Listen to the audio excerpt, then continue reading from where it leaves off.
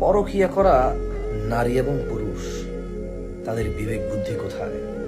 একজন নারী স্বামী থাকা অবস্থায়, কারো স্ত্রী থাকা অবস্থায় কোনো পুরুষের কাছে যখন নিজেকে সোপর্দ করে, নারী কি কখনো এটা ভাবছে যে ওই পুরুষ কত নোংরা, কত বর্বর, কত মূর্খ, কত বিবেকহীন পুরুষ, যে পুরুষ আরেকজনের স্ত্রীর সাথে থাকে?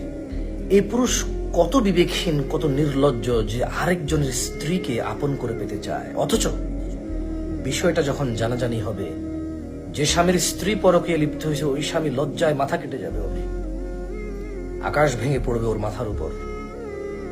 পুরো পরিবার, সমাজের কাছে লাঞ্ছিত হবে যে বউ ধরে রাখতে পারলি না, কি পারিস। দুইটা বাচ্চার কাছে ওই মহিলা আরেকজনের স্ত্রী, নির্লজ্জ চরিত্রহীনা নারী হিসেবে দুটা বাচ্চা পালবে সে। বাচ্চাগুলো তার মার কাছে থাকবে, কিন্তু একই সাথে চরিত্রহীন মনে করবে মাকে। মহিলারা কার কাছে নিজেকে সুপর্দ করে?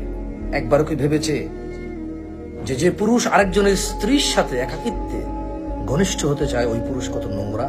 মহিলারা কি তাহলে এত নোংরা লোকের কাছে নিজেকে সুপর্দ করবে? গুনাহের বিষয়টা না হয় যদি সে পরোয়া না করে, আমি জানি না কে সে। হয়তো সে জাহান্নাম দেখেনি, আল্লাহকে দেখেনি, কোরআন পড়তে জানে না, বোঝে না, মানে না। হয়তো সে সিনেমা নাটক দেখে ধর্ম শেখে, ওখানে তাকে জানাবে বিচারকে প্রেম ভালোবাসা বলে সাব্যস্ত করে, কিন্তু তার জীবনটা, তার ইজ্জত, সম্ভ্রম, চরিত্র সারা জীবনের জন্য ধূলিধূসর হয়ে যাবে। নারী কি কখনো একবারও কল্পনা করে না যে এই পুরুষটা কে এত কুরুচিপূর্ণ? ছি, আরেকজনের স্ত্রী আমি, আমার বাচ্চা আছে পেটে, আমার বাচ্চা হয়েছে, আমি আরেক পুরুষের আমানত, এই ছেলে আমার সাথে থাকতে চায়। কত কুরুচিপূর্ণ এই ছেলে যে আরেকজনের স্ত্রীর সাথে থাকতে চায়। নারী কি কখনো এটা ভাববে না যে আরে কার পাল্লায় পড়তেছি আমি? আরে এ কত বর্বর ছেলে, ওর জন্য বিয়ের সুযোগ আছে, চাইলেও বিয়ে করতে পারে, কিন্তু বিয়ে না করে আরেক বেটার বউয়ের পিছনে পড়ে আছে। ও কত কত গর্ধব যে ও যা ওর আপনই হওয়া সম্ভব না।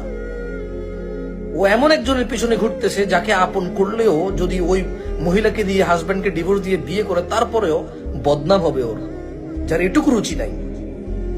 নারী এমন পুরুষের কাছে নিজেকে সোপর্দ করবে? তাহলে এটাই কি নারীর বিবেক?